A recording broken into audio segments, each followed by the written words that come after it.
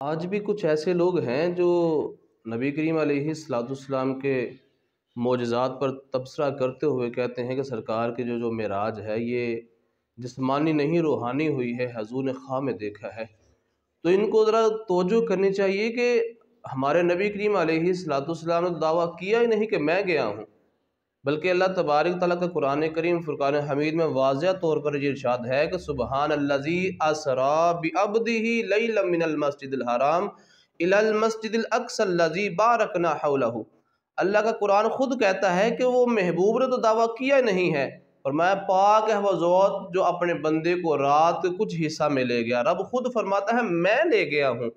تو اگر بندہ یہ کہے کہ نبی کریم خود گئے ہیں یا رب کے پاس اتنی طاقت نہیں ہے، تو پھر تو بندہ سیدھا سیدھا اسلام کا انکار کر رہا ہے نا۔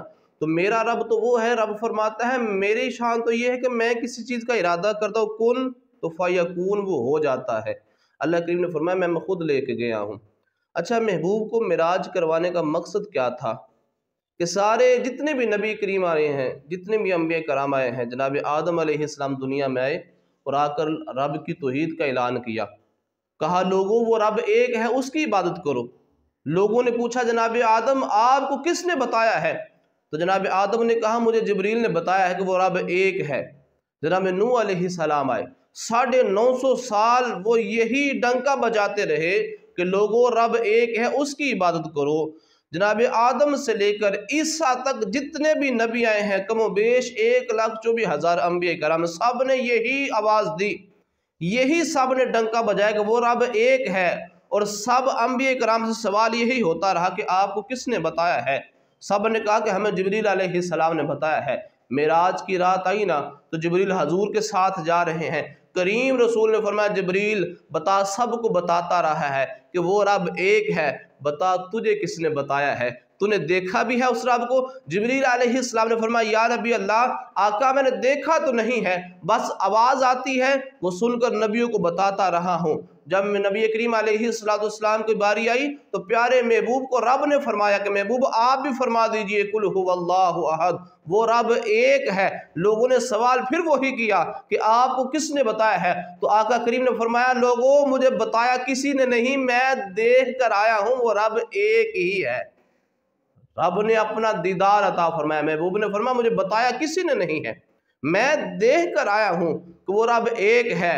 اور قربان جاؤ اپنے مدینے والے مصطفیٰ پر، لوگوں اس نبی کے ساتھ وفا اتنی کرو کہ جو نبی ہمارے لیے روتے رہے۔ معراج کی رات جب محبوب رب کے سامنے ہوئے نا، ملاقات ہوئی تو رب نے فرمایا محبوب کوئی بات سناؤ نا۔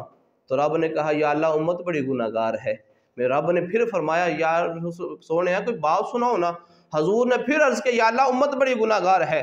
مورخین لکھتے ہیں کہ رب کائنات نے 9 مرتبہ کہا کہ محبوب کوئی بات سناؤ، تو رب کے محبوب نے 9 مرتبہ ہی امت کی بات کی، کہا یا اللہ امت گناہ گار ہے، امت گناہ گار ہے، امت گناہ گار ہے۔ تو پھر رب نے کہا کہ محبوب میں تیری آدھی امت کو بغیر حساب کے بخش دیتا ہوں۔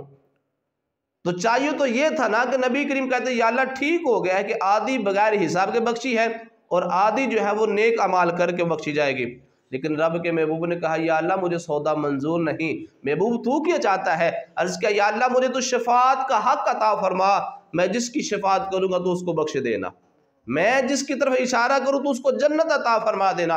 اور نبی کریم علیہ السلام نے جب رب کی بارگاہ میں بار بار تکرار کیا نا کہ امت کے بارے میں سوال کیا تو رب نے فرمایا وَلَسَوْفَ يُؤْتِيكَ رَبُّكَ فَتَرْضَىٰ، سونیا پھر ہم تمہیں اتنا عطا فرمائیں گے، اتنا دیں گے کہ آپ راضی ہو جائیں گے۔ کہ اللہ کے محبوب نے فرمایا کہ لوگوں میں نے تب تک راضی ہونا ہی نہیں ہے جب تک ایک بھی امتی کو جہنم سے نکال کر جنت میں نہ لے جاؤں۔